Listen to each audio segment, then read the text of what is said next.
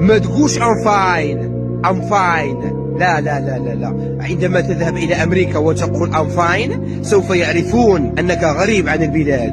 قول I'm straight I'm straight، ولا قول am I، ولا قول I'm cool I'm cool. باش نصحح لك واحد المعلومه خويا غلطتي فيها، هذيك راه اللغه ديال السلان كيهضروا بها افريكان امريكان، ماشي غادي تبينك انك راك قديم في امريكا وراك واعر في اللونغ. وراه المراكنه زايدين هنايا وكيقولوا ام فاين، فين كاين المشكل؟ وهذيك اللغه ديال السلان كيهضروا بها افريكان امريكان كتكون مختلفه شويه على اللونغلي، بحال قلتي كيكونوا فيها كودات. شتي في المغرب هذيك الهضره اللي كيهضروا بها المشرملين باش يبينوا راسهم راه قباح وراه ولاد الواق، وكتلقى حتى شي بايضين هنايا كيبغيو يقلدوهم في ديك الهضره باش يبانوا راه قباح زعما راه غانغستر. المشكله انك الا مشيتي لشي انترفيو وبغيتي تقلب على خدمه وبديتي كتهضر لهم بديك اللغه ديال السلانك، ما غاديش يقبلوك نهائيا حيت غتبان ان بروفيشنال.